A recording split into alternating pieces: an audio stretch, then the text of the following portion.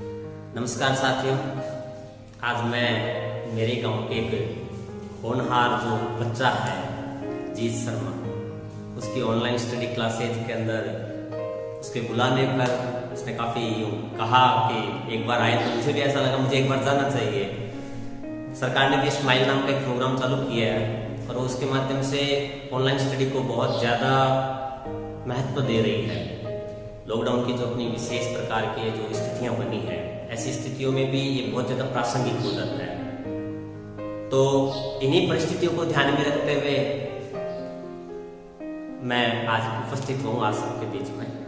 मुद्दा ये था कि क्या बताया जाए वहां जाकर के, किस पे बात की जाए। स्टडी मटेरियल पे भी बात होती है, अपने संस्कृत का स्टूडेंट हूँ, संस्कृत का लेक्चर रहा हूँ, 10-15 साल संस्कृत ऐसे गवर्नमेंट लेक्चर पढ़ाई भी है।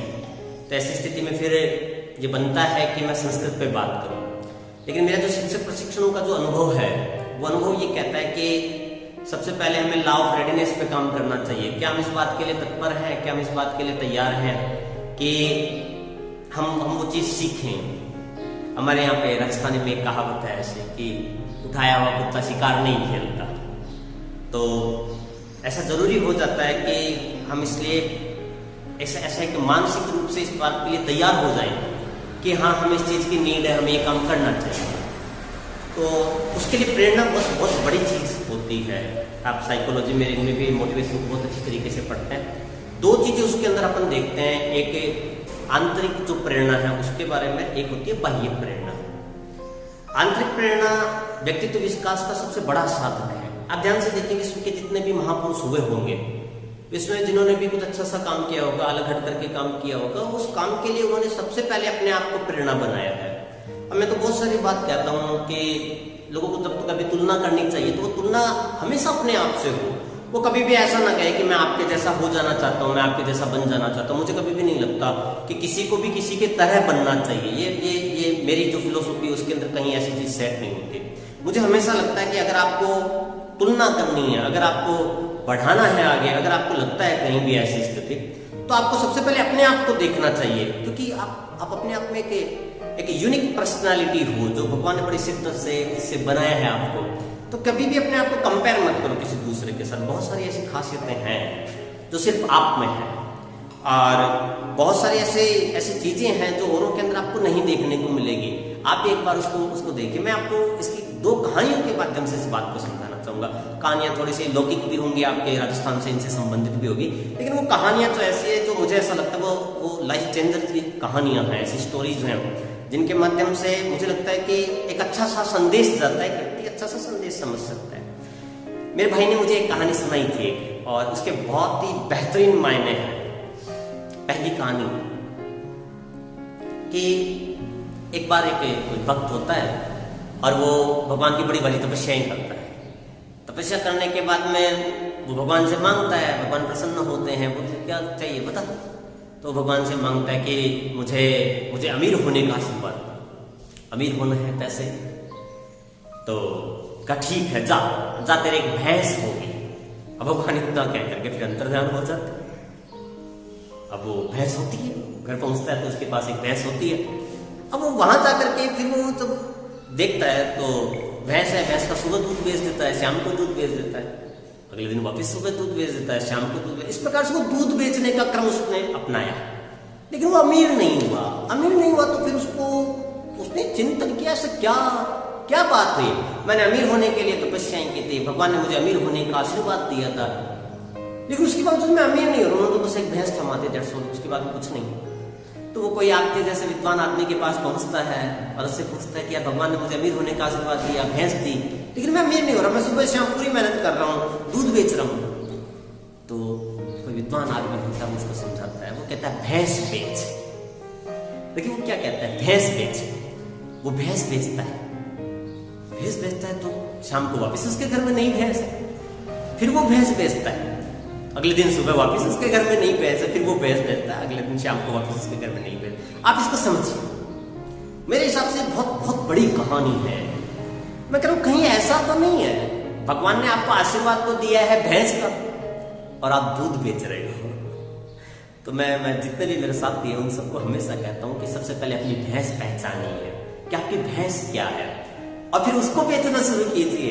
ऐसा ना हो कहीं आपको भगवान ने दी तो इतनी बड़ी भैंस है जिसका बहुत सारा मूल्य होता है, लेकिन आप क्या कर रहे हो, उसका उच्चतम दोहन न करके उसका दूध ही बेचते जा रहे हो, फिर अपने आप पे कुंठित होते जा रहे हो, अपने बारे में सोचते जा रहे हो, नकारात्मक विचारधाराएं लेकर के आ रहे हो कि मैं अमीर नहीं हुआ, मैं अमीर नहीं हुआ, मैं अमीर नहीं हुआ। तो हमेशा अपनी उन खासियतों को पहचानिए। मेरा हमेशा से ये मानना रहा है कि हम सबको भगवान ने कुछ विशेषताएं दी है। कुछ तो ऐसा काम होगा जो आप बहुत अलग सा करते हो औरों से, आपके साथ वाले, आपके आसपास वाले, आपके साथ पढ़े हुए आपके जो सहपाठी हैं, आपके साथ काम करने वाले आपके जो कार्मिक हैं, वो उस काम को उतनी बेहतरीन तरीके से नहीं कर पाते, उसी काम को आप बहुत बेहतरीन तरीके से करते हो। एक तो वो आपकी भैंस हो सकती है। तो सबसे पहले तो आपको उसको पहचानना है। एक मैं इसको थोड़ा सा अलग हट करके भी इस बात को समझाना चाहूंगा कि कुछ ऐसे काम भी होते होंगे जहां खुद को आपको ऐसा लगता होगा कि आपने प्रयास बहुत कम किया, लेकिन आपको उसका जो मिलना चाहिए था बदले में, ठीक है, मैं बदले में बहुत ज्यादा विश्वास करता हूँ, बदले में आपको जो मिलना चाहिए था वो आपको जितना आपको मिलना चाहिए था उससे ज्यादा मिला। चाहे वो यश की बात हो, चाहे वो प्रसिद्धियों की बात हो, चाहे वो पैसों की बात हो, चाहे वो उसका जो आपके ऊपर जो प्रभाव पड़ना था उस प्रभाव की बात हो, लेकिन जितना आपने प्रयास किया उससे ज्यादा यदि आपके पास उससे मिला है उन कामों से, तो आपको वो काम ट्रेस करना चाहिए। मेरे हिसाब से आपकी भैंसें वो है। तो सबसे पहले आप अपने आप की भैंसों को पहचानिए। सबसे पहले आप अपने उन खासियतों को पहचानिए जिनके कारण से आप आगे बढ़ सकते हो। और मेरा ये मानना है कि जैसे आपने बहुत सारे ऐसे कोट भी सुने होंगे कि सभी लोग सभी कामों के लिए नहीं बने होते। सारे बच्चे फेल पास होकर के इंजीनियर नहीं बनने होते, सारे डॉक्टर नहीं बनने होते, सारे IAS RS नहीं बनने होते। सबका अपना एक मुकाम है, वो वहां पे हो बस। वो जो अंतर्निहित शक्तियों का बहिरानयन, इसको जब कभी हमने शिक्षा की परिभाषा में बांधा, जब कभी भी हमने सोचा कि ये ऐसा कुछ है, तो फिर हमें अंतर्निहित शक्तियों का बहिरानयन है, तो अंतर्निहित शक्तियों को पहचानना तो होगा। बाहर तो तब निकालेंगे ना जब उनको पहचानेंगे हम। तो सबसे पहले हमें जरूरी हो जाता है उन चीजों को पहचाने। एक बात जो आंतरिक मूल्यांकन से, आंतरिक प्रेरणा से संबंधित बात है। दूसरी बात होती है कि बाह्य प्रेरणा से संबंधित। तो इसके बारे में भी एक व्हाट्सएप में मैंने कहानी कहीं पढ़ी थी और मेरे हिसाब से वो बेहतरीन कहानियों में से एक है। कहानी कुछ ऐसी है कि बहुत सारे मेंढक एक पहाड़ पे चढ़ने की कोशिश कर रहे थे। बहुत सारे मेंढक एक पहाड़ पे चढ़ने की कोशिश कर रहे थे। पीछे से आवाजें आई, नहीं चढ़ पाओगे, नहीं चढ़ पाओगे, नहीं चढ़ पाओगे। और फाइनली रिजल्ट ऐसा रहा कि एक मेंढक चढ़ गया। तो जब चढ़ गया तो उसको जब देखा गया, पूछा गया कि देखो यार, पता लगाओ ये कैसे चढ़ गया। जब सारे नहीं चढ़ पाए तो ये कैसे चढ़ा, क्या बात है। तो जब फाइनली जब उनका पता चला तो ऐसा लगा कि वो जो है वो बहरा था। उसने नहीं चढ़ पाओगे, नहीं चढ़ पाओगे सुना ही नहीं। देखिए, ये जो नेगेटिव वॉइसेस जो कहीं भी आपके आसपास से, पड़ोस से, कहीं से भी आती हैं, आपको उसको अवॉइड करना होता है। बहुत सारे लोग हैं, मैं जब कभी मेरा टीचर ट्रेनिंग में काम पड़ा, मैंने हमेशा कहा कि आप खुद भी मूल्यांकन कीजिए। बात उसकी नहीं है, बात आप खुद मूल्यांकन करके देखिए। कितने ऐसे लोग हैं आपके आसपास के माहौल में जिन्होंने आपके पीठ को थपथपाया और जिन्होंने कहा शाबाश बेटा, बहुत बढ़िया काम कर, आगे बढ़, हम तुम्हारे साथ हैं। आप बता दीजिए, आप खुद विश्लेषण कीजिए। आपके परिवार में देख लीजिए, आपकी ठीक है, हो सकता है परिवार में ब्लड रिलेशन हो से दुनिया का सबसे बड़ा रिलेशन जो है वो वहां है, लेकिन फिर भी आप देखिए कौन से मैंने वाचिक दरिद्रताएं देखी है। मैंने देखा है लोग बड़ाई करने में बड़ी कंजूसी करते हैं, जबकि मेरा ये मानना है कि एक एकमात्र साधन है जिससे आप दुनिया के हर एक व्यक्ति को आगे बढ़ा सकते हो। हर एक व्यक्ति को आपको करना क्या होता है। हनुमान जी तक को इसकी नीड पड़ गई थी। आपने देखा वो एक शिला पे हनुमान जी तो विश्व गुरु कहलाते हैं, और ऐसा मानते हैं हनुमान जी के बराबर ज्ञान किसी को नहीं है, ना था, ना है, ना होगा, ऐसी स्थिति है। इतने ज्ञानी, परम ज्ञानी व्यक्ति को भी जब पहाड़ पे वो आदमी खड़ा हो जाता है, उसके बाद वो कहता मैं नहीं तैर पाऊंगा, मैं इसको पार नहीं कर पाऊंगा, तो फिर पीछे की जो सेना है, जामवंत आदि को भेजने की कहां जरूरत थी। जब हनुमान जी जैसे लोग थे, जामवंत आदि जो है बहुत बेस्ट टीचर रहे हैं वहां पे, और उन्होंने कहा कि तू ये कैसा कर सकता है। उन्होंने उस पर विश्वास जताया और उनकी जो अंतर्निहित शक्तियां थी उनको बाहर लाने का उन्होंने काम किया। और आपके हमारे जैसे लोग आज भी कहते हैं, कौन सा संकट मोर गरीब को जो तुमसे नहीं जाते डरो। आप भगवान को यह कह करके अपने ऊपर कृपा दृष्टि के लिए थोड़ी कह सकते भाई तू नहीं कर सकता, तेरे बस की बात नहीं है, ऐसा कभी नहीं कहते हो।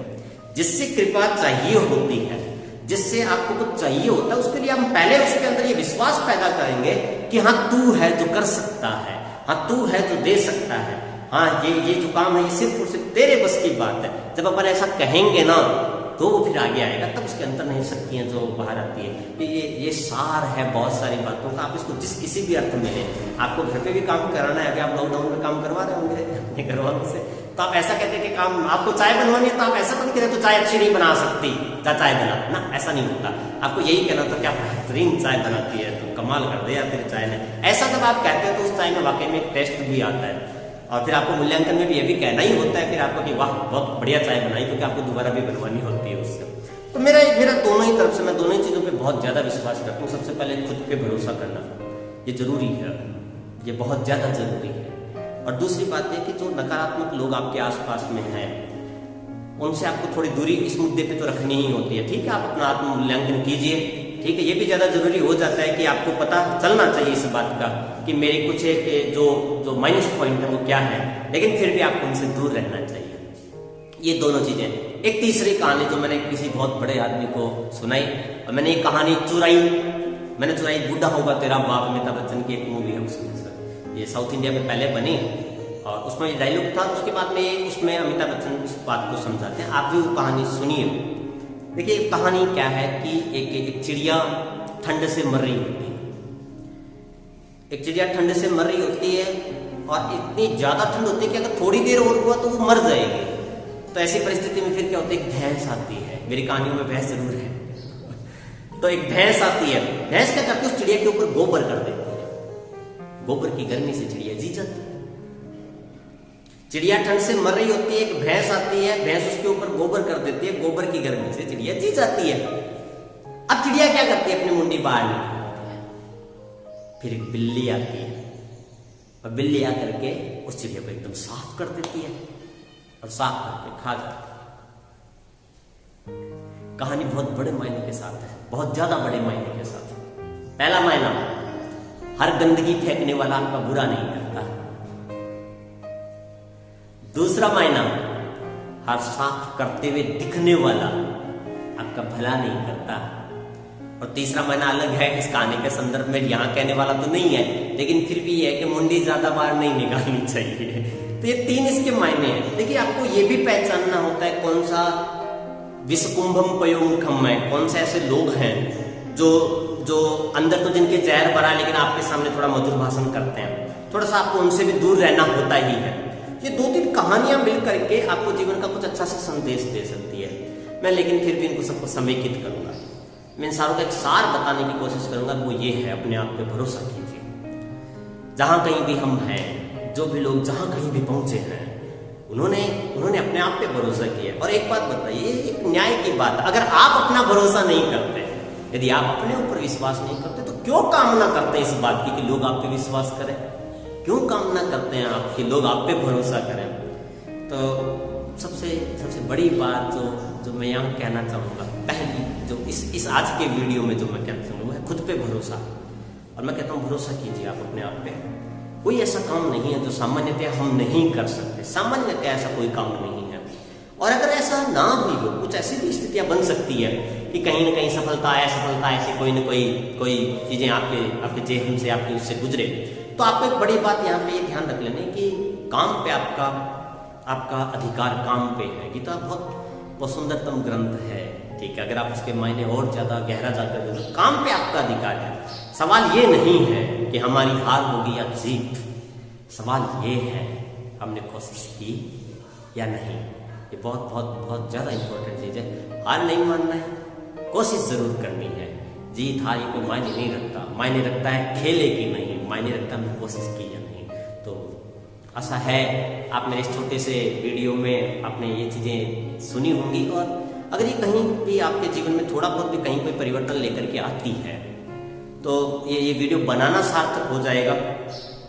मेरा ये पहला प्रयास है ऐसा वीडियो के माध्यम से आप सबसे रूबरू सीधा होने का, ठीक है। मैं कोशिश करूंगा कुछ अपनी बातें जो मैंने अपनाई है जीवन के अंदर, जो मुझे लगा है कि कुछ ऐसे ट्रिक्स हैं, कुछ ऐसी बातें हैं, कुछ ऐसी विचारधाराएं हैं, कुछ ऐसा सोच है, कुछ ऐसे सूत्र हैं जीवन के जिनसे आप पार हो सकते हो, तो बिल्कुल मैं आपके साथ निश्चित रूप से शेयर करूंगा।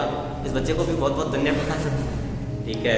अच्छा गायक कलाकार है, ठीक है। और ऐसा कहता है गुरुमाणन होड़ लिया करे, और इसको बड़ा सिद्धांत हम संस्कृत में ऐसा कहता है, योग्यम योग्येन युज्यते। सृष्टि निर्माण साथ में मानते हैं इसको। आपकी केमिस्ट्री के अंदर भी ऐसा ही होता होगा केमिस्ट्री में ऐसा होता है, योग्यम योग्य न युज्यते, आपका अगर निश्चित स्थान है तो ही दो अणु और परमाणु आदि जो है वो मिलते हैं, ठीक है। सभी के साथ ऐसा संभव नहीं, हर किसी के साथ आपका सहयोग नहीं हो सकता। तो योग्यम योग्य न युज्यते वाले सिद्धांत के साथ आज मैं इसके साथ जुड़ा हूँ। आप बहुत ही शिद्दत से इसको आपने सुना होगा, और अगर ये आपके जीवन में थोड़ा सा भी परिवर्तन करता है, ये जो 10-15 मिनट का जो वीडियो है ये बनाना हमारा सार्थक होगा।